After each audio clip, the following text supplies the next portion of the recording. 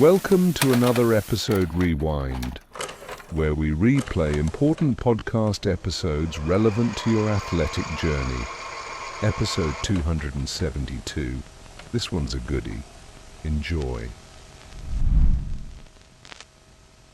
I'm Matt Dixon, and welcome to the Purple Patch Podcast. The mission of Purple Patch is to empower and educate every human being to reach their athletic potential. Through the lens of athletic potential, you reach your human potential. The purpose of this podcast is to help time-starved people everywhere integrate sport into life. Well, suddenly we arrive, ladies and gentlemen. We are 6 months into the year. And last week, I discussed our partnership with Inside Tracker and how it is built on our belief that no matter what your goals are, your health in sport and life is always built on a platform of health. Well, Inside Tracker helps you refine your focus and get really specific. It also delivers measurable results, boosting the validation, a sense of accountability, and even a little bit of a tap on the back and rewards for a job well done. When you leverage Inside Tracker, you lean into the expertise and scientists to provide advice around all aspects of your performance approach, and everything is backed up by peer-reviewed research. That's important. Now, today's show is all about halfway through the year, halfway through the season. And so therefore, this is a super time for you to pause and reflect. But also, it's a great time to integrate Inside Tracker because it enables you at this time where we look forward to the second half of the year to set the path forward and ensure that you are honing in and getting specific around your performance habits. Why don't you? Get specific, get results. All you need to do is head to insidetracker.com/purplepatch and use the code purplepatchpro20. That's purplepatchpro20 for 20% off everything at the store. Now, you don't need to be a Purple Patch coached athlete to leverage it, but I will say that Purple Patch or otherwise, we are always here for support. Feel free to ping us at info@purplepatchfitness.com if you need any counsel or advice on leveraging Inside Tracker. We want to make sure that your journey and the utilization of the service is as successful as possible. Okay, now, I'm going to come out of the weeds today. A little bit of T-shape. We're coming up to the T at the top of the bar because we are going to do some big picture thinking, ladies and gentlemen. It's time for the show, and I think you're going to enjoy it. Take care.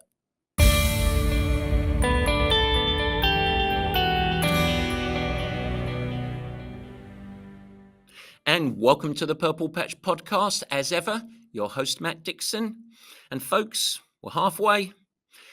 Yes, indeed. Feels crazy, doesn't it? Remember that? Breaking into the start of the year.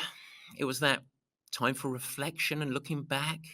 And then we were planning and looking ahead. And I was encouraging you to establish those big, hairy goals. Yes, those BHAGs that we talked about. And most of you hit the ground running with lofty aspirations and goals. And suddenly, we're halfway. And so it's important that when you are halfway through a project or a goal, that you pause, you come up for air, and we execute a little bit of big picture thinking. Are you nailing it? Are you on track? Are you thriving? Is your journey a success? I hope so. But what if things are not necessarily going quite as planned? Maybe it's a time right now, at this natural halfway point, call it a checkpoint in the life, for you to re-engage, recommit, redefine your journey a little bit. Perhaps you need to shift your approach or make a change. And that's okay. Today, I'm here to help. You still have an opportunity for a hugely impactful 6 months ahead. And you have the opportunity to finish the year with a bang, while, of course, building the platform for an even better year next year, because the journey goes on. You don't regress all the way back to square one at the end of each year. And this is important. I'm going to focus around 3 main questions today. And by diving into these questions and setting a path forward, it should empower you. That's going to be one of the big themes today, to actually help you set the strategy for what is right for you as an athlete, as a performance-minded individual, for your journey ahead. Let's do it, Barry. It's a good one today. It is the meat and potatoes.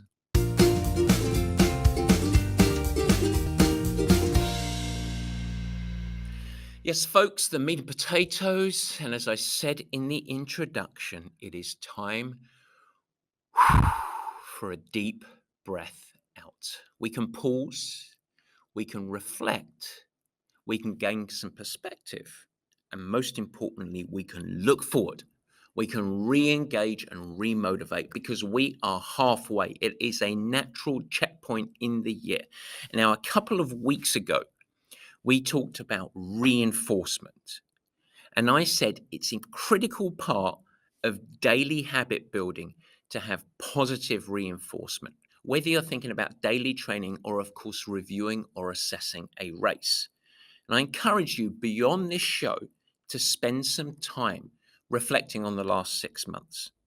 And so, as we come up out of the weeds a little bit, let me just remind you a little bit around that reinforcement concept. Of course, I recommend you go back and listen to the show. I think it's very important. It was all about belief and anxiety, but it ties directly into today's show as well.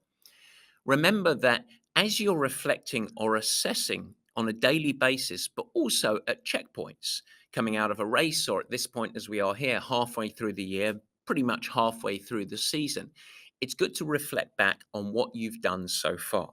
And the first thing that I recommend you do is break down the areas or the actions that you've done really well. Now, these are things that are all under your control. So, off of your strategic plan, if you had one, and we'll talk about that more a little bit today, what did you do really well? Because those are obviously your strengths and the things that you're going to want to build on as you start to look forward for the coming 6 months. I also then encourage you to think about the lessons that you've gained, because these are opportunity for improvement. And then with those two lists in hand, you're actually ready to map action. In other words, what you're going to do about it. You've got the strengths, you've got the lessons and the areas to improve. Great. What are you going to do about it? And with this, you've got the successful elements that you're going to retain and build on, because I really, really like athletes to build on strengths. And you've got the lessons that lay the bedrock so that you can improve and refine your approach. And with this framework, that's the thing, the information that is going to enable you to actually set a strategic path forward to set yourself up for success for the rest of the year. So that's a really good starting point for all of this. And as we are halfway, I would encourage every athlete, no matter purple patch or otherwise, to go through that process. And it's interesting just how empowering that can be. Just a little bit of a pause. We get so busy just doing week on week, day on day, grinding, that we don't give ourselves a little bit of time that we just sit back and go, how are actually things going? And that's a really important component. Now, as we go into today with that information on, there are three main things that I want to cover off on, and ultimately going to leave you with three main questions. And these questions should be the catalyst to either help you accelerate off of a really good journey so far, or course correct and get on the right path. And either way, it doesn't really matter. We want to build on strengths, or we don't want to go too far down the whole year where it's a wasted season. Instead, sometimes we need to course correct. I'm going to keep it simple. Three main things. The first one of them I can encapsulate in a single word: goals. Let's talk about goals, because without a framework, a direction, a path forward, it's very, very hard. In fact, your whole program is going to be random if you don't have the right type of goals. So, as we are halfway through the year, let's remind ourselves what useful goals are, and sometimes what having goals that are less useful can distract or even not lead to success. So, let's get your goals right. And I think it's important. So, let me ask you a question first. Do you have a destination, or do you have a path to the destination? Goals are only useful if you have a path to a destination, because that's where your focus is going to be. It's great to have a dream or an outcome. I want to be an Olympian. But without a path to get there, it's useless. So, this is going to inform your approach, and it's going to inform the success of your approach. When you reflect back as many athletes do, by the way, did you kick off the year with a wish? What do you mean by a wish? Well, a wish is something that's a huge outcome that maybe inspired you, but you actually didn't have a strategic plan to go and execute to lead you on that path. And if you have that, I want to make the Olympics, but then I just carry on with my life. All that is a wish. And that's not going to help you. And it's not going to give you a framework to be successful. So as you reflect back, think about your goals for the year. Is it just a wish? That's one type of challenge, what I see. Now, a second type of challenge is sometimes perhaps what I would call the big boy dreams. You always see the people, I'm going to post it on my socials. I'm going to get on the Instagrammables or the Twitterverse or whatever they call it nowadays. And perhaps there is this very, very lofty goal that is just going to set you up for failure. I'll give you an example of that. 2023, it's going to be my best year ever. I am going to win every single race that I enter this year. Well, maybe you are, but that is a hefty pass fail. Imagine if you raced 6 times and you won 5 of them but got second in another. Well, you're a failure on your goal. And so that is what I would label a big boy goal. And that's not really useful because that's just an outcome that you're chasing, pass, fail, no one else in it. And so those types of grandiose claims, they're not really useful when it comes to the performance recipe, the journey that we're going on for self-improvement. In fact, inevitably, they just lead you on to failure. On the other side of the continuum, you've got the Minnie Mouse goals, the little Minnie Mouse, where these goals are very protective or defensive. They're just not challenging enough, or frankly, scary enough to elicit a change of behaviors. And that's what goals are useful for, to elicit positive change. But if they're not challenging, they're not scary, they're almost inevitable at the other end of the continuum of those big, scary, big boy dream goals. And then they're not going to be catalysts for change or improvement. Here's a ridiculous one. Last year, I was 39th at my local Olympic. My goal this year, to be 38th. It's hardly inspirational. It's not going to elicit change. In fact, it's almost random whether it occurs or not. You get the picture of these. All of these are very common missteps when athletes and coaches go around goal setting. So let's come back to what the goal of a big, hairy, audacious goal or a BHAG really is. It's only really useful if it frames action. In other words, a goal should have nice inspiration, but it's an anchor point on the longer journey. And so as you're 6 months in, I invite you to pause and reflect and maybe refresh your goals for the coming 6 months. What do you want to accomplish? What's your purpose? What does success look like? And what is something that is inspiring, yet challenging, and most importantly, can act as that anchor for you to lay out a plan of actions that are under your control? Now, the sort of steps or actions that are under any athlete's control is how much you train and how you set up that training, what habits you develop to support that training and your overall platform of health, where you place your emphasis or focus, who or what you lean into to support to help you on that journey, and maybe what you think about or how you approach your mental game. And these are all components that are under an athlete's control. In other words, they're under your control. And that's what a goal does. That's how goals end up being effective, is they enable you to map a journey rather than simply chasing a destination. Because once you have that journey, that's the element that can help amplify the whole process. You've heard us talk so much about process rather than outcome. Well, that's what we're talking about here. So if you've got a smart goal that is challenging, that is inspirational, but also leads to a set of intended actions to move you towards that destination, then you've got the ability for your coach, if you are coached, to set a plan, to help you course correct off of that framework and to deliver feedback on your actions relative to what is stated and needed. You also have yourself, you are now empowered as an athlete because the success, your success, is under your control. This is what I need to do to move me towards this destination. This is how I am becoming.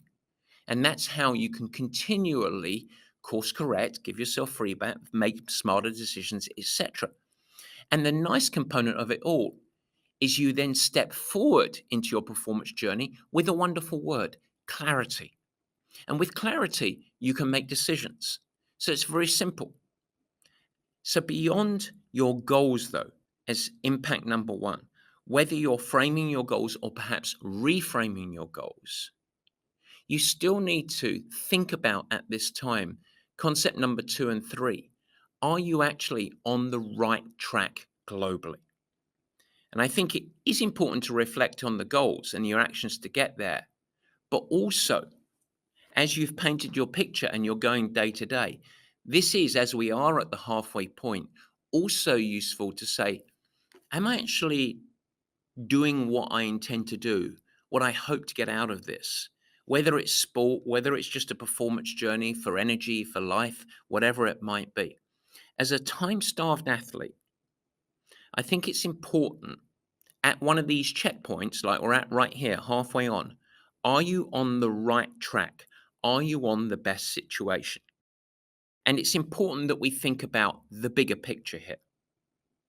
So here's my crucial question number 2. Is your current approach or your program successfully integrating into life? So we talked about goals. Now we're talking about the approach. Does it integrate into life? Now, to give you an example here, I'm going to talk about some purple patch athletes from this very last weekend of racing, because we had a pretty typical weekend of racing this last weekend, so far as numbers of athletes. We had, and this was just my count, I think there were many more, but I counted about 23 athletes that we had racing last weekend, and it was global. We had athletes in Hamburg doing the Unbound Gravel Race in Kansas, the Hawaii 70.3, the Blue Ridge 70.3 in Virginia, and a sprinkle of other local running and triathlon races all over the US, and I assume all over the world. So give or take about 23, 24, 25 athletes. So of those athletes that I'd labeled and tried to track a little bit, we had 12 of those athletes that finished in the top 10 of their age group across all of those races. That's a pretty good hit rate. 12 of those athletes are in the top 10. Great. We had 3 age group winners. Super. Really proud, really happy for them. Several athletes, in fact, more than 10 athletes that qualified to World Championship events just this last weekend. That is terrific. That's validating. But that's not actually the limits of success for us. Because did the other athletes that weren't top 10 or didn't qualify, were they failures? Absolutely not. Because while it's nice to have a sprinkle of faster athletes that are chasing the top of the podium, I actually got to dig in and personally dig into about 18 of those athletes. So of the 23, I got to actually connect with via email, text, and or phone call. I got to dig into 18 athletes. And I decided to ask them about their life, their training, and their sport. I thought, why not do it while they're racing, as they finish their race and they can reflect a little bit. And so of those 18 that I talked about, 2 of them are retired. So they are not the definition of time starved. So I decided to remove them. So we're now down to 16 athletes. So still pretty good number to talk about. And they are all the epitome of time starved, very busy professionals. I had 2 mums or parents that are of 3 kids, so very, very busy. You can imagine that. In other words, the epitome of a time starved athlete. They are managing high demand roles in life, whether it's parenting, whether it's very busy professional life in the workplace, while chasing some very aspirational goals in sport. And all of them, all 16 of these athletes that I talked about, reported some version of the same theme of messages. Over the last couple of seasons, while being with Purple Patch, I have actually trained less weekly hours on average. but I am getting stronger and faster. So that's a good validating thing. Okay, I'm doing slightly less hours than I was in my prior approach, but I'm getting stronger and faster. Good. I find myself predictably healthy and fresh. That's another thing. There's a reason we talk about fit and fresh, because we want athletes to be able to be healthy, that platform of health that we talk about, fresh, and be able to show up. That's great. But the third one is the one that just tickled my heartstrings. Consistently, I heard, I'm loving it. It's fun. I'm racing. I'm enjoying it. Now, I will add to this that more than half of these athletes, 7 or 8 of these athletes at least, specifically mentioned our video-based bike sessions. And don't want to be all advertorial here and just talk about purple patch coaching. But they highlighted the purple patch bike sessions as being the primary catalyst that they believed in their huge jumps in riding performance, and on top of it, how they ride the bike. Now, I've got to say, there's no surprise there. That platform, our coaching on that with the two-way feedback, it is a game changer. It is unbelievable in helping athletes, and we are seeing the validation of this. But that's not the message today. The key point is these athletes. We just take 23 athletes. I got to speak to 18 of them. We removed a couple because they were retired and said, let's talk about it. Time starved. And they're saying fit and fresh, getting faster, loving it, feeling better and better. And that's what we're looking for. That's what success for me as an age group athlete is about. It's not just about outcomes. So it's great that we had some athletes that were top 10. And it's wonderful that we had a few age group winners. But that's not what success is. Because what these reports show me is these athletes are improving. They're doing well, but not at the expense of the other areas of life. I'm fresh. I'm enjoying it. I'm able to step up and race. And this is what it should feel like. So if you're listening to it now, purple patch or otherwise, if you're 6 months on this journey and you're feeling fatigued, you're feeling like the sport is a monkey on your back, you're feeling tired, overwhelmed, you're really struggling with consistency, it is your recipe that isn't right. That's not what it has to feel like. In fact, that's not what it should feel like. And I'm using racers as an example here, but this isn't just about racing.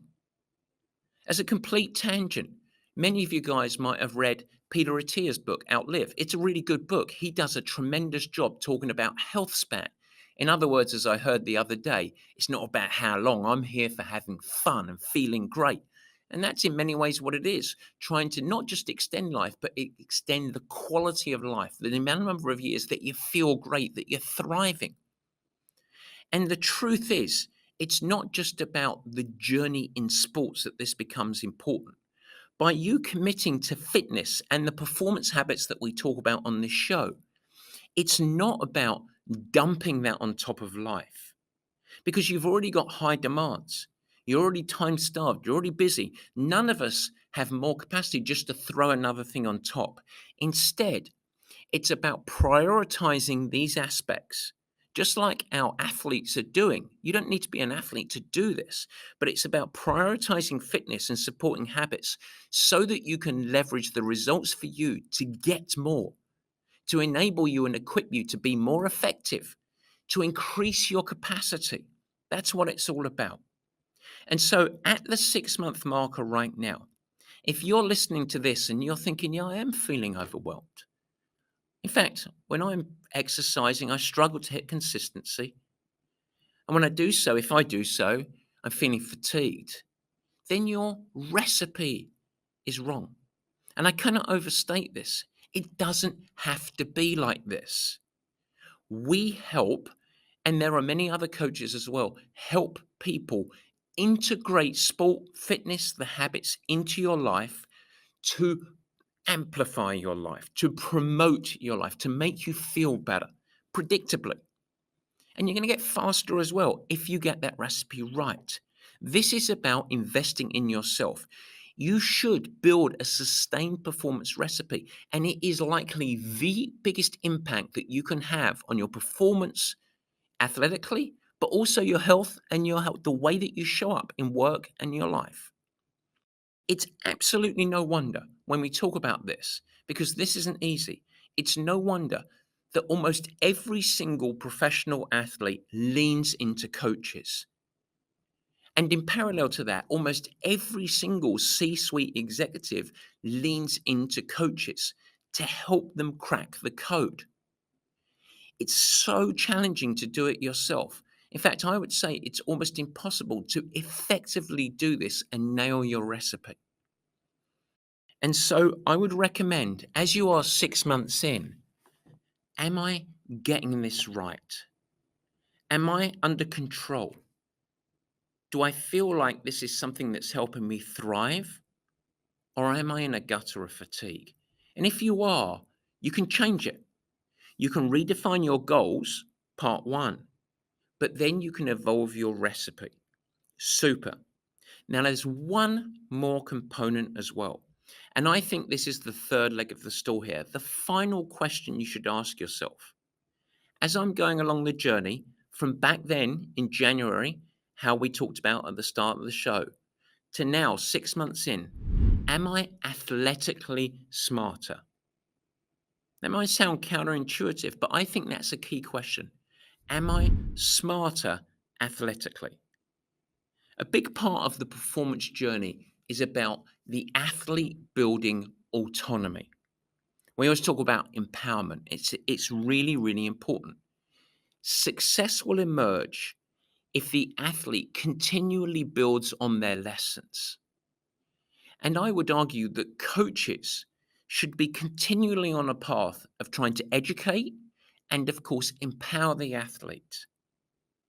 And as you go along the journey, you as the athlete should be establishing greater and greater and greater autonomy. When I think back to some of the relationships that I had with our pro squad, Sarah Piampiano, 10 years in the duration, Jesse Thomas, 10 years, Meredith Kessler, 8 years. Think about how those relationships developed. At the start, it was much more, this is what you need to do. By the end, what do you think you need? And that's an evolving and growing successful coaching relationship. That's why I always jokingly labeled myself as daddy, because it's the antithesis of that.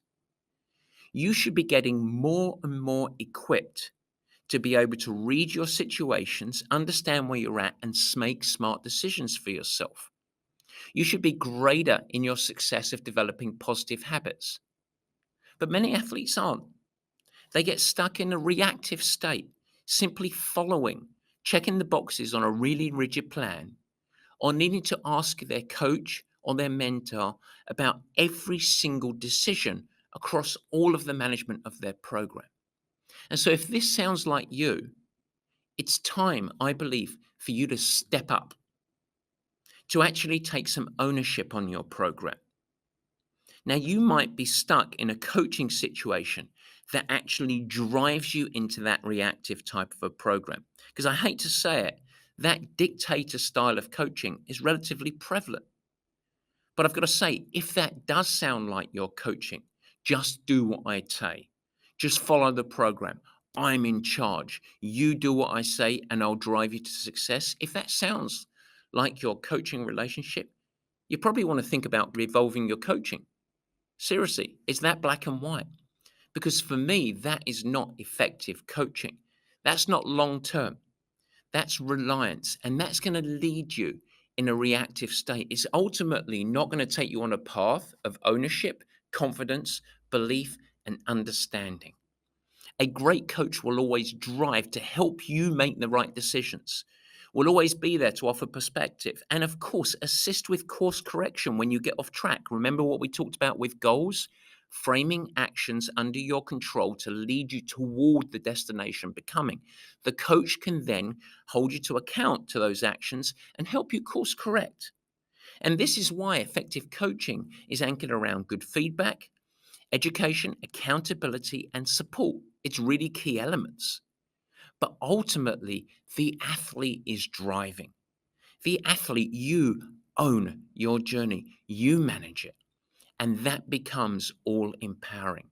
The expert or the coach in this situation is the hand of wisdom, has been there before, has seen different situations, and has the knowledge transfer at enabling you to become more empowered. And so, with that, ladies and gentlemen, you have three key considerations at the halfway point, the natural checkpoint. Number one, are you on the right path, and do you have a strategic plan of action that are under your control and aligned to your goals? If not, get on track. That's really useful. Number two, is your current approach day to day, week to week, does it integrate into your life? Does it feel like a cage and a monkey on your back? Or is it liberating, fun, enjoyable, sustainable? You need to understand that and course correct if not. And finally, are you growing? Not just getting faster, getting stronger, gaining more power, but are you athletically smarter? Is empowerment a word that you would describe over the reflection of the last 6 months? Those are the big three elements that will probably help you when you look back so that then you can set your path forward and go on and have a cracking last 6 months of your performance journey. And let me tell you, I hope that you do. Now, as ever, we are here for support. If you have any questions on today's show, reach out, info@purplepatchfitness.com. You can also leave me a voicemail on the podcast page at the website, purplepatchfitness.com. There is absolutely no pressure at all, but we are here for your support. And if you would like a coaching consultation, hey, it's always available. One of our team is happy to sit down with you for 30 minutes or 60 minutes on an a la carte basis, just to help you think through some of this stuff and get to a good path forward. We're always here. We are here for you, and we hope that you have a successful journey. And let me remind you, if the answer to those three questions, goals, a little bit of integration, and some empowerment, if there is a big no to any of those, well, it might be time to shift your approach and course correct, because those are the basics to your success. I hope that helps. We will see you next week. Take care. Guys, thanks so much for joining, and thank you for listening. I hope that you enjoyed the new format. You can never miss an episode by simply subscribing. Head to the Purple Patch channel of YouTube, and you will find it there, and you could subscribe. Of course, I'd like to ask you, if you will subscribe, also share it with your friends, and it's really helpful if you leave a nice positive review in the comments. Now, any questions that you have, let me know. Feel free to add a comment, and I will try my best to respond and support you on your performance journey. And in fact, as we commence this video podcast experience, if you have any feedback at all, as mentioned earlier in the show, we would love your help in helping us to improve. Simply email us at info@purplepatchfitness.com or leave it in the comments of the show at the Purple Patch page, and we will get you dialed in. We'd love constructive feedback. We are in a growth mindset, as we like to call it. And so feel free to share with your friends. But as I said, let's build this together. Let's make it something special. It's really fun. We're really trying hard to make it a special experience. And we want to welcome you into the Purple Patch community. With that, I hope you have a great week. Stay healthy, have fun, keep smiling, doing whatever you do. Take care.